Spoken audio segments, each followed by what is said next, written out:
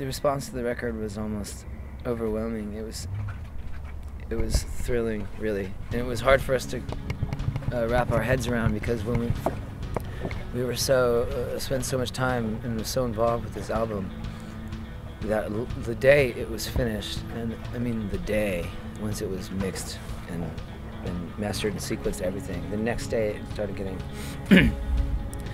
played on a radio station in Los Angeles called K-Rock.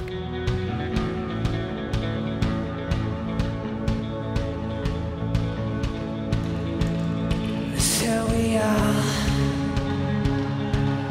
growing old, then it's getting old.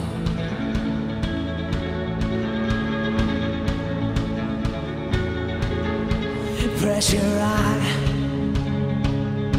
our hollow bones and the very cold.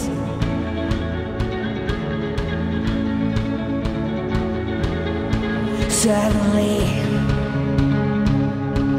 we decompose, but we're not alone. Right into it, you know, started doing interviews and things, and it was hard to wrap our heads around at first, because it was almost a shock. You forget that you're making something that comes out, you know, that there's like something that people will have and kind of listen to, because it was almost such a personal experience for us, and so it was pretty overwhelming, and really we couldn't have asked for the response to be better, really.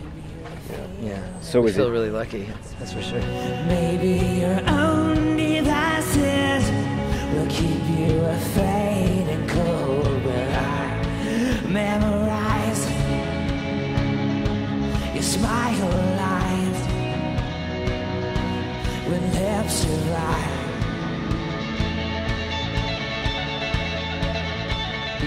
You're making this thing, and you don't really think about who you're making it for or any of those things. You're just making this thing, and you're really in love with it. And it's and then you come out of the Dungeness hole. And our eyes are red, and we look like golems. You know, like not golems, but Gollum. Yeah. We're just like the first kind of interviews. I know the first couple of interviews are the craziest. We're like, so what do you think of? We're like, hey, people, what are you looking at? I think definitely you have to be living, you know, on your soil for a little while. You know, going on the road and touring and doing all kinds of really extra, spectacular things that aren't quite normal is not necessarily inspirational. It's a different kind of feeling, you know. But once we settled back at home we took about a month off after the 2-year Pico Carnivals tour, and I think it's important to live so there are things to pull from.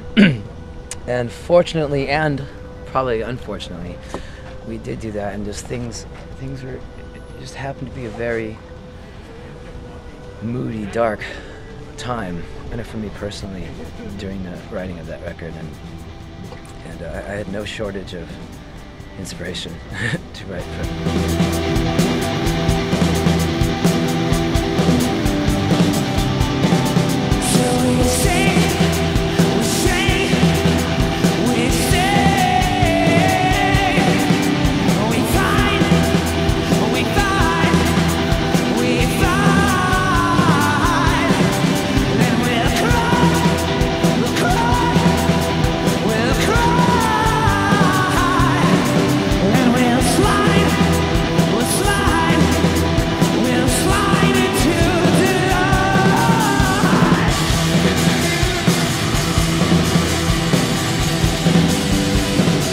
Somebody asked me, how do you feel now when you listen to it? And I didn't really think about that. And I think I'm really happy that when I listen to it, I understand it and I relate to it in a lot of ways, but I'm not there anymore. And I think I'm not there anymore because it exists, you know? Yeah. So we'll sing, we'll fight, we'll cry.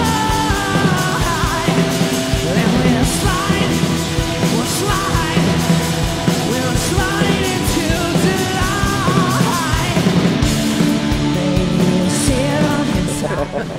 you digitally knock them all down? We get Roland Emmerich in here to, Roland Emmerich to destroy the city. That's what he does, right? Oh my God, go on! And you have the camera. That's the new thing, right? Like, oh my God, it's Monster Cloverfield. Oh my God! And it's just a little bit of like, oh, you don't see it? It's red. It's crazy. Oh.